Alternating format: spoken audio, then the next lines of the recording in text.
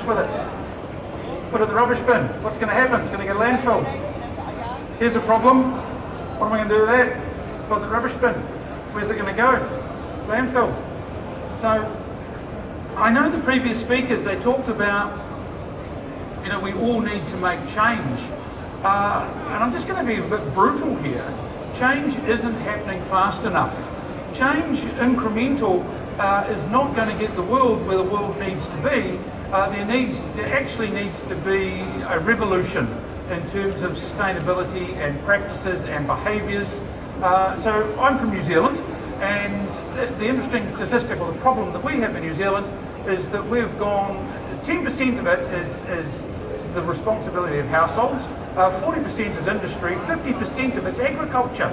So the problem that we have is we have too many cows. But then again, the world likes our milk product, so it's quite a good thing. So I'm going to try and weave sustainability into this session, but ultimately the goal for this session is to create a sustainable business. And a sustainable business is one that continues. A sustainable business operates from year to year to year, and ultimately is profitable and is successful and makes money. So my career in banking, I'm unashamedly keen on businesses that make money and plenty of it. But the thing that I want to share with you is the power of 1%, and I'm hoping that this will blow your mind. So, where do I need to start when it comes to 1% and creating change? Change starts at the top, and essentially I want to start with how businesses are managed. And you might think, well, this seems a little bit weird, but the way businesses are managed starts the revolution, really. And so there are three different ways. There are more, but the most popular three: autocratic, laissez-faire, and democratic. And it's essentially the autocratic. Okay, people, do this, do this, do this, and do the other. And it's a very bossy boss. Laissez-faire, well, maybe we'll do it, maybe we won't. It might be a good idea, it might not. And then we've got the democratic one, where we all work together. And that's lovely as well. Now, the way that businesses and people are managed then influences culture and behaviour. So, what is a team and what is great culture? So first of all, a team is a group of people working together for a common goal. And the interesting thing, I'll just give you an example, right here at Silmo, and a whole lot of exhibits, and Levi and I were just having this conversation just before. So teams working together for a common goal. And we have lots and lots and lots and lots of stands, don't we? And lots of people manning these stands, or womaning the stands as the case may be. Do they actually have a goal? Do they actually understand why they're here manning the stand? I would think in most cases the answer is no. Then we end up with the feeling that someone needs to make a decision, and people that can't make a decision or don't have someone they can fall back on to make a decision is a bit of a struggle. And ultimately we get those autocratic people, and they do a lot of teapotting. And if you're with a boss that does teapotting, it's well, you will do this whether you like it or not. This is the way we do things, which is not great. Now, in saying that, I do have the view that there needs to be a blend of all. So we can't just be laissez-faire, because it'll be too much hugging, and too much like festival sort of stuff. But the thing that we get, the people that we put in charge are often very poor leaders. They're very good technicians, very good at what they do, and it's like promoting the best worker to becoming the foreman. And they are better spent on the tools. So you want, people that know how to lead doing the leading, not people that are really good technicians then trying to lead people. Now, the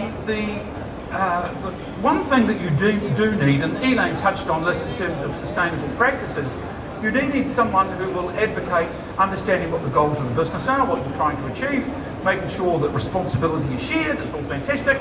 Accountability and measuring progress are really important. I'm going to touch on that. So, this is probably one of the best slides I can come up with. what gets measured gets managed and done. What gets measured gets managed and done. What I see across any business you want to look at, there isn't enough measuring going on, therefore it's not managed, therefore no one really cares. So what gets measured gets done. And you'll get the drift as we go through this when I get to the point. So, 1%. Is anyone afraid of 1%? If I said walk 1% faster, if I said drink 1% more water, or save 1% more on your salary for your retirement, whatever the case may be. Everyone goes, oh, 1%, I can do that, no problem. You know, lose 1% of your weight, Stephen. Okay, easy. So, no one is afraid of 1%. So you can present 1% to anyone you care, and they'll buy into it because it's just a thing that seems easy. Seems easy. I've already mentioned the word revolution, but certainly it's an ongoing business.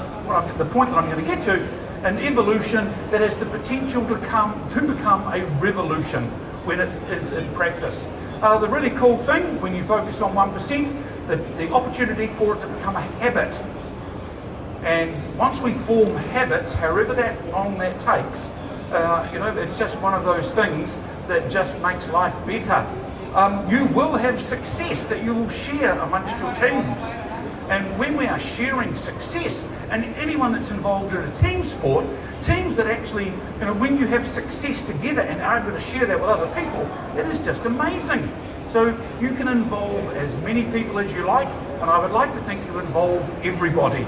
And the other thing too, which is really cool, it is hard to fail. So 1% hard to fail. Are you in? Yeah, cool. Because you're not going to make it too hard for me. And the other opportunity that you have, it is really, really simple to exceed. So you want to be excellent? Yeah, cool. Okay. So 1% is not the goal, but it's the start. And if you can buy into the 1%, then it's going to be fantastic. So here's the deal. What I need to do, now I know we haven't had too many interactive sessions, but we're going to have one now. What I need everybody to do, please, we'll just do this really quickly, would you be kind enough to stand up? And you're ready to go. Fantastic. Okay, so let's pretend that all of you own a business. Some of you might manage a business, some of you might be employees, doesn't matter. So, here's the offer. I am going to offer you an improvement to your bottom line. And when you're happy with this improvement to the bottom line, you can then sit down. All right? Are you ready? Okay, I'm going to offer you a 5% increase in profit. 10% increase in profit. Now I've run out of fingers, but we'll go 15% increase in profit. 15? Oh, okay, 20% increase in profit. And you've all sat down. Really? 20%, that's all you're after.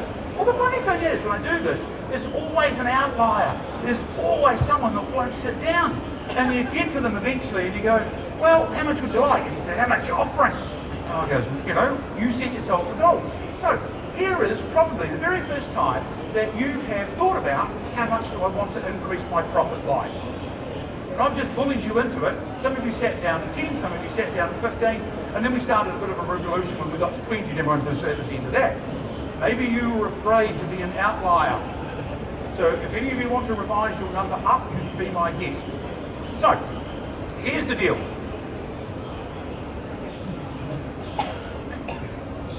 Thank you. Stephen from New Zealand. Right, so here's the deal. 1%. All I need you to do is focus on three things. Now, if you don't understand a profit and loss, this is a wee bit of a struggle, but you'll get there in the end.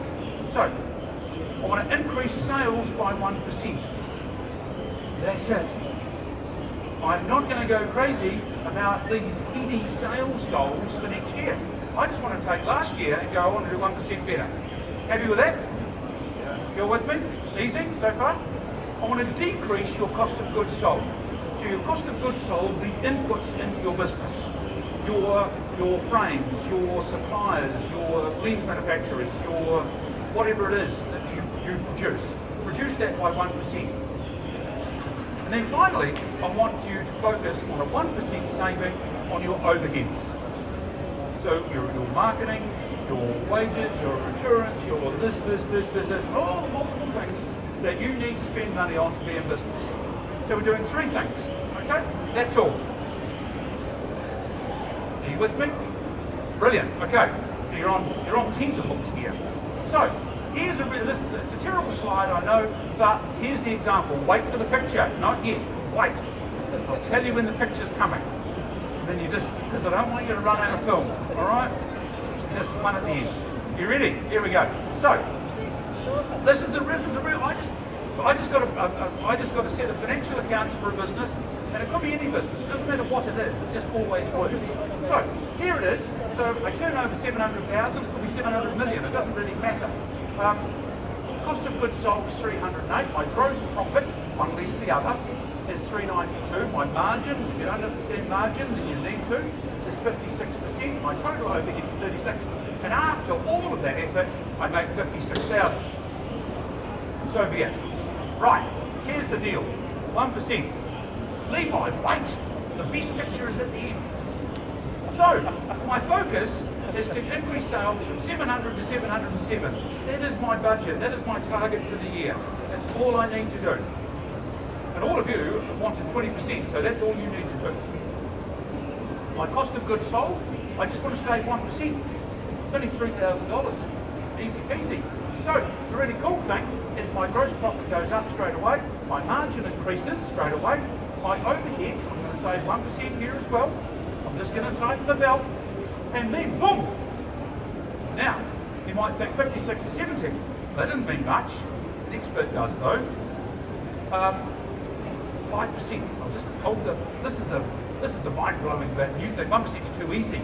And so 5% gets us from 700 to 735. Okay. Same.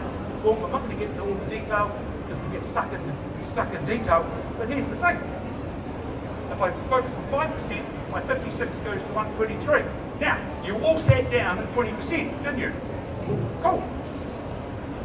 If you focus on 1%, you will increase your bottom line by 25%. Now, the best thing that can happen right now is for you to not believe me. The best thing, if you're thinking, that can't be true. Because then you'll go and look at your accounts, you will go and talk to your accountant, and he or she or they will actually, you'll go, why didn't you tell me this years ago? Same thing, 5%. You can double your profit by focusing on 5%. Oh, hang on. Need to go back. That's the picture.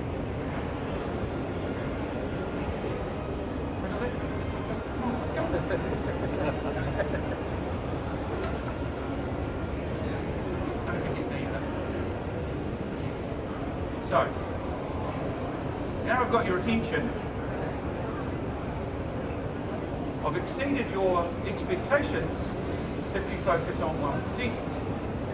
And you might think, okay, I'm with you, Stephen.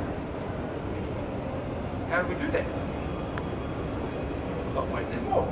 So, increase sales by 1%. Now here's the kicker, here's the problem that we face.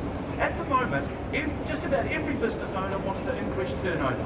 They think that is a measure of success. Turnover is a measure of busy. And you go from busy to busier to busier. And there are plenty of businesses turning over more and losing money. That's no fun. So for me, success is about being more profitable at the bottom line. And I tell you what, so I used to work in banking, and one of the things that we've got going on in New Zealand is the banks are we make a lot of money, not we, but and the banks generally, and we're in the bank bashing world, but we're big businesses. And I tell you what, how would you feel if you were banking and had your money with a bank that was losing money? You'd get it out of there as quick as anything, wouldn't you? So anyway, that's a different story. So, how do we increase by 1%? Number one, put your prices up. because I can tell you now, every single one of you is potentially has got the, has increasing supplier costs. There are things that sneak up on you all the time. And what you need to do is understand the difference between margin and markup and make sure that your markup, buy it at one price, sell it at another, you have a good rationale for making sure that you always maintain that. Because the problem is that when the price increase sneaks up, margin starts to drop, and you've got to swim an awful lot faster just to stay in the same place. Tell you a little story. So this place I go and buy my lunch, bakery, and there was a sign, the thing, look, they made lovely things, and there was a sign, effective on the 1st of August, we're going to be putting our prices up. And so I get my thing, get to go and pay, and I point at the sign and say, good on you. No problem as far as I'm concerned. Well, you'd think I was giving them a telling off, and she immediately went into a big defensive mode. And to go, look, the price of flour's gone up, yeah, and then, there's things, other things have gone up, and we haven't put our prices up for 5 years. And I'm going, fool as you. And they're just trying to play catch up now. So, increase your prices, or at least maintain margin at a level that's going to work. Better marketing. Now, what I mean by better is I mean effective. Because the one thing that I know, and this is another topic all in itself, is that the marketing and promotion spend that you have in your business is enormous. It is a big bucket. The problem also is the thing that you spend the most money on is not the most effective. And so here's the thing, and I think Fiona, you talked about it this morning. So someone who goes and tells their friend to come and see you because they need an eye care professional, how much does that cost you to get that new customer? Nil. So there's a thing that you need to do, and this is done poorly across the world. You get a new customer, please ask them, how did you hear about us? And they'll say, oh, well, my friend Fiona Anderson, she sent me. She thinks you're the bee's knees in terms of this, that, and the other. And you go, oh, cool, that's lovely, Fiona. You then pick up the phone because you've got the details, and you ring her up and say, hey, Fiona, Stephen here from such and such eyewear. Thanks for sending Donald our way. Really appreciate that.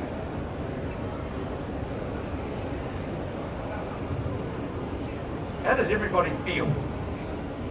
So me, the business owner, or me, the business owner, I feel great because I've got a new customer. Fiona feels amazing because she sent a new customer to help out her mate Donald. And then Donald gets looked after like a prince because Fiona got sent here and I know there's some connection to blah. And the really cool thing is these people that are your advocates and raving fans out of the community, because they felt really good about this, what are they going to go and do again? I'm going to tell another one. And I'll tell another one. I'll tell as many people who care to listen. The interesting thing is all of you are raving fans in your own world. Whether it's the restaurants you go to, the places where you do your shopping, whatever the case may be. So, better marketing, and stop spending money on stuff that doesn't work. Targeted customer acquisition. I touched on this morning, so without sort of making myself repetitive, but know who your target customer is. Know who you win with. Know the people that are your, ultimately, the old Pareto 80-20 rule. So, 80% of your sales will come from 20% of your customers. So focus on that 20%. Now, I'm repeating myself again, but train your staff. Train your staff in terms of helping people buy. Train them in terms of using the systems, not to mess around with the processes, to understand some of the key things that will influence actually being more successful. Avoid discounting. Avoid discounting. I'll say it again. Avoid discounting. All right? Just giving away profit. Just don't do that. And the other thing, COVID's been wonderful in terms of businesses reinventing themselves, finding new markets and new ways to sell and new ways to connect with their customers. So keep that up. I think that's fantastic. So we're going to find our 1% without much bother. this one is probably the hardest of the three. To save 1% on your cost of goods sold. However, number one, let's review your suppliers. Are you on the best plan? Are you going to get a deal? Now, interestingly enough, when we had COVID lockdown at home, one of the things that I did was, because I had all this time on my hands, I did a supplier review in our household. So I looked at the power company and the phones and the insurance, and there was another couple of things, and I went, righto, am I getting the best deal? Am I getting a better way here? And with every single one of them, I found a better and cheaper solution. So I was better off in terms of what I was being provided, and I got a little better price. So, my supplier review. Negotiate with your supplier. Am I getting the best deal here? Sorry, Levi. But them, challenge them. Waste. An interesting thing, in terms of sustainability, reducing waste and finding how the waste out of your business can be, better utilised. Whether it's part of your sustainability, part of it your recycling, part of it just in terms of finding better uses for the waste outputs out of your business and finding ways to actually reduce stuff going to waste. What I mean by improved job cards. And now, this came to me, I have a friend who was an engineer, and so they do really clever things. And the same thing happens in your world. But in his world, nuts and bolts and welding rods and all that sort of thing came free, apparently. And so the accuracy of the inputs into the job weren't reflected in the bill, and so he was just giving money away. For any of you that deal with foreign exchange, get proactive in terms of managing your foreign exchange exposure. And stock control. How many of you in your practices end up with out of season old stock frames? Don't put your hands up, but all of you do. And sometimes you've got to sort of suck it up and go, well, I thought that was going to work and it didn't. That's just sort of bad luck. But we've got to be a bit more brutal here, because stock takes capital. Stock costs money, and trying to be everything to everybody is absolutely a challenge. Stocking every shape, size and colour doesn't do you any favours. It just helps you spend a lot of money on stock. Right, overheads. And to me, this is probably the easiest one to manage, or the easiest one to find your 1%. So once again, so I probably need to start at the point in the middle here, line by line analysis. What does that mean? It means getting your profit and loss, and you go, where's all my money going? What am I actually spending money on? Line by line, by line, by line, by line, by line. And go, what does that do for our business? What does that actually, do we need it? So interestingly enough, I used to have a work vehicle, and we used to have to fill in the petrol thing every month and send it away to somebody who must have got thousands of these. And anyway, I decided this is a waste of time. I see no value in this. I sort of made an executive decision by myself. So I stopped doing it. You know what happened next?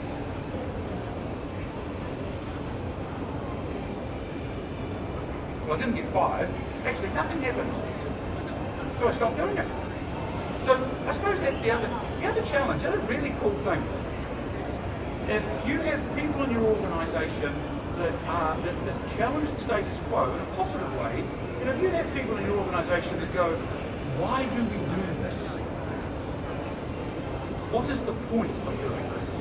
Then you've got people that are thinking, and when you, the boss, go, it's because we've always done it, isn't really a good, not really a good reason to actually keep doing it. So anyway, line by line analysis, expense management, so track what gets managed, gets done. What gets measured, gets managed, gets done.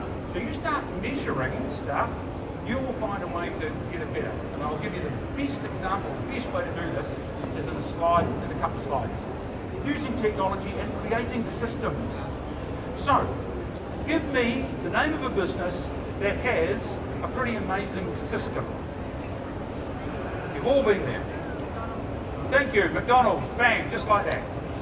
We didn't even have to think about it.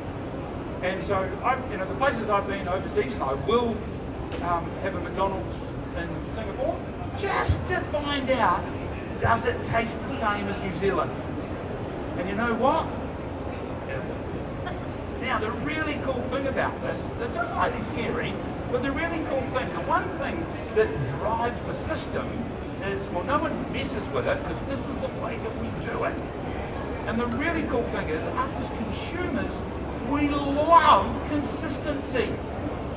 We love, and you will have been to places and you've had a great experience and you've gone back and you go, oh, it wasn't as good as last time. Or you go to a place and go, oh, there's not much chop. And you'll go, shall we give them another go? Yeah, all right, and you go back and so that was better. So when you miss consistency, us as consumers, we don't like that. Right, where do we get to? Here we go. Target, measure, monitor and data. So it all seems a little bit over the top this slide. So the first thing, and I've, the banker in me, and for those of you that are proactive business managers, having some sort of profit forecast, having some sort of plan to say, well, what is this business going to do? Or are you going to get to the end of the financial year, get all your stuff to the accountant and hope and wait and pray that it's all going to work out okay? That's no fun. That's too many surprises in my world.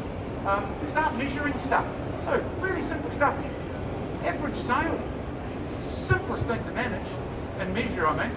And so, how do we increase average sale? So if I buy some, if I buy a pair of specs, you're gonna give me a squirty thing of stuff, or charge me a couple of dollars for it? I don't know. You might throw in a cloth, but there are things that you can do. That you can. So when you go to McDonald's, what do they ask you? Would you like fries with that? Well, they don't anymore, but they used to. That's exactly, yeah. Would you like fries with that? You know how many people would say yes? A good number would say yes. Now some people, because here you are, queued up, getting a burger, quite hungry, and then they go, wow, for extra 50 cents we'll give you more food. Wow, I'm a bit peckish, yeah, load me up. Boom, away you go. And everyone, a lot of people say yes. Conversion rate. Now this is really cool. When you understand how many people cross your threshold. Now if you're in a retail environment, how many people actually walk in the door? Or how many people that make a booking for an eye test actually turn up? Number of people that you send a newsletter out to come in and respond to whatever the offer might be. So measure all that sort of stuff. Lifetime value. Lifetime value is a really cool thing. And the understanding the value that you get out of a connection over all the years that you have them as a customer can be really enlightening. What do we get here? Monitor, and I'll give you the best monitor tool shortly. But understand, so managing, customer satisfaction. How are you doing on that service proposition? Break it down and say, righto, well, our target for the year is X. Well, what does that make our target by week or by month or by whatever? And so, because overwhelmingly you look at this big number and you go, bloody hell, this is going to take a bit of work. But all of a sudden you break it down and you think, righto, well, this is what we need to do every week. And you go, okay, what do we do that? Look at some of your big ticket items. What are they as a percentage against sales? Really simple measure. Just divide one into the other and turn it into a percentage, and you go, right, well, how can I just shave a little bit off that? And the other thing that it gives you insight is when it starts to go up, and you think, ooh, okay, why is it going up?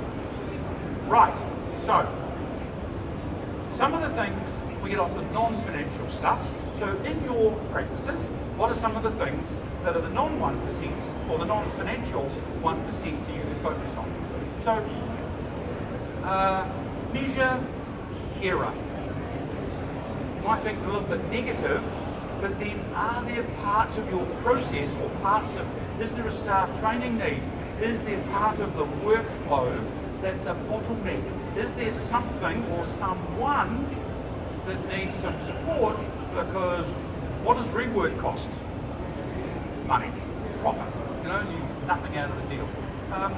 How many no-shows do you get for visits into the dark room?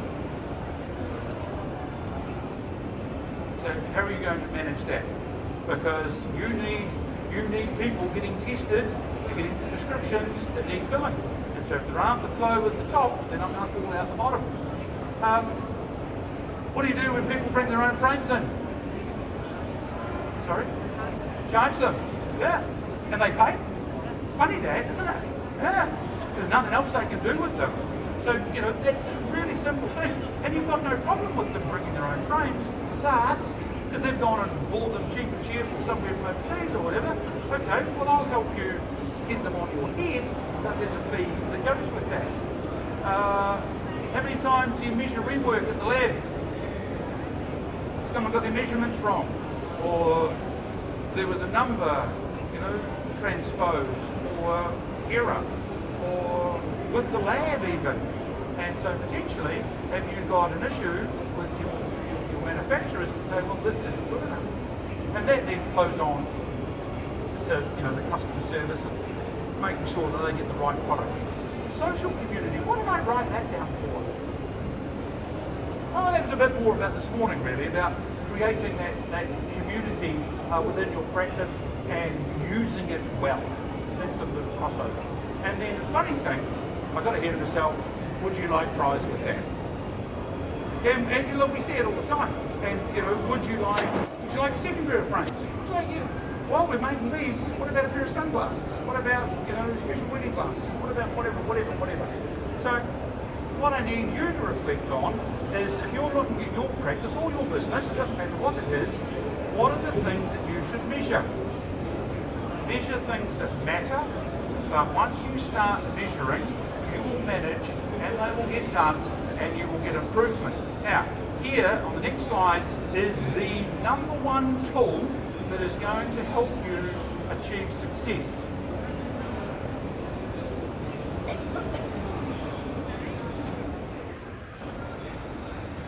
That, ladies and gentlemen, in its simplicity, is a whiteboard. Now, there are sexier ways to do it, but in its simplicity, we write stuff down that everybody can see. We write stuff down that actually matters. I remember we used to visit one branch, and their success was measured on a racetrack. And so the racetrack, they had little wee cars with their names on it, and they were sitting around the back. Nobody wants to be the last car. But the thing is, there it was right in front of them every single day. And in terms of, did it motivate behaviour? I think they would have been happy if everyone had ended in a nice neat drawer, but life's not like that. But when it's visual, when it's not just sort of in your face, but all of a sudden there's collective responsibility for the things that matter. Don't worry, just get over the stuff that doesn't matter, but let's focus on the big chunky stuff that does matter. Have any of you heard of Warren Buffett? Okay, right, I'm with Warren big time. So, time is your friend, impulse is your enemy. Take advantage of compound interest and don't be captivated by the siren song of the market. So why have I put this here? Time is your friend. Time is your friend because everything doesn't have to happen tomorrow. Things take time to embed. Things take time to influence and to change habits. So, go for the ride. Impulse is your enemy. Stick to the task. Stick to your guns in terms of the strategy that you've put in place. Take advantage of compound interest, and you might think, what on earth has that got to do with it? I'm going to share that with you in a moment. Don't be captivated by the siren song of the market, which is essentially stick to your guns as the business owner and the business that you're in, not necessarily influenced by what everybody else is doing. So, thanks Warren. Getting back to 1% and the compounding effect, just imagine if you found things in your business and you made a 1% improvement every single month. Now that sort of blow your mind stuff, and that's going to go 26% times 12.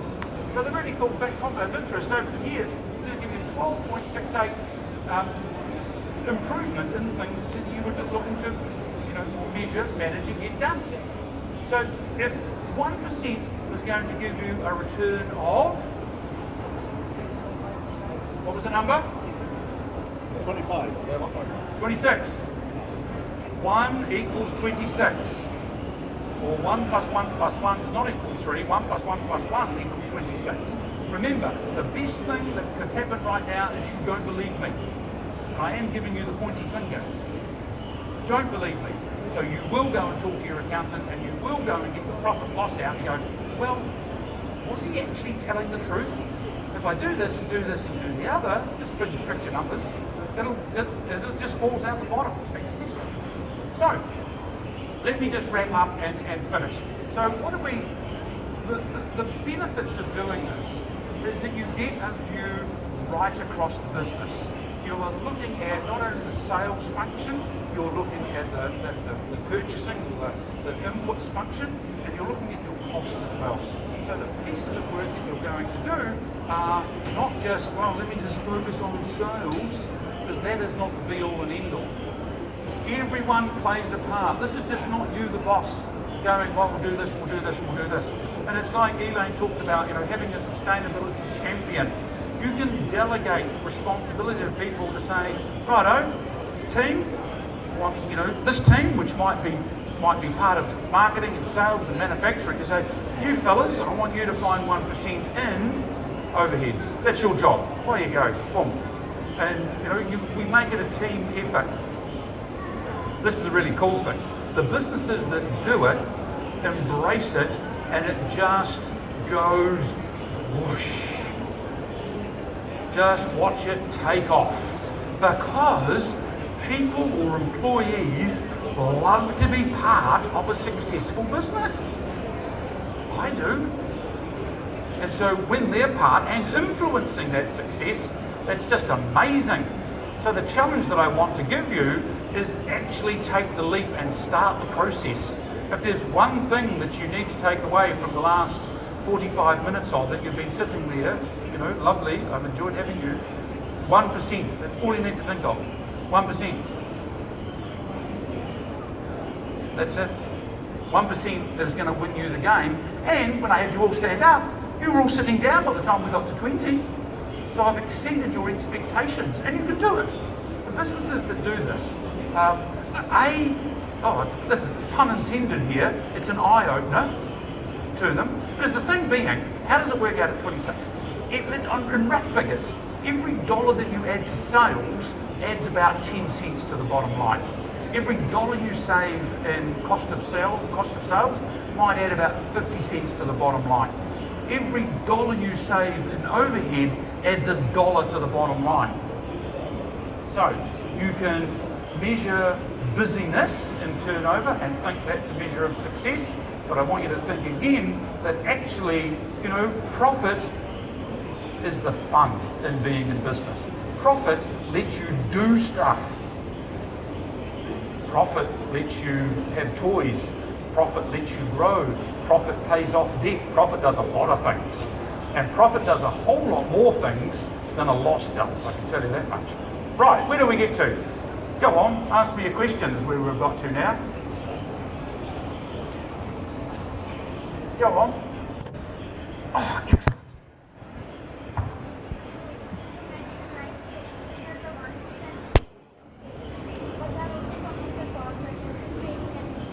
Yep. Okay, so the question is, there's potentially a cost to actually get to the 1%. The long-term benefits will always catch up. And so you might think, and this is the same thing with any sustainability efforts that you put into your business. And you think, if I do this, it's going to cost me money. But long-term, you will be not only doing better things for the world, but your business will be more successful. And you might think, right, we've got to take time out as a team to have a think tank about 1%. And so we've all got to, pay overtime or go on a kumbaya, sort of thing. And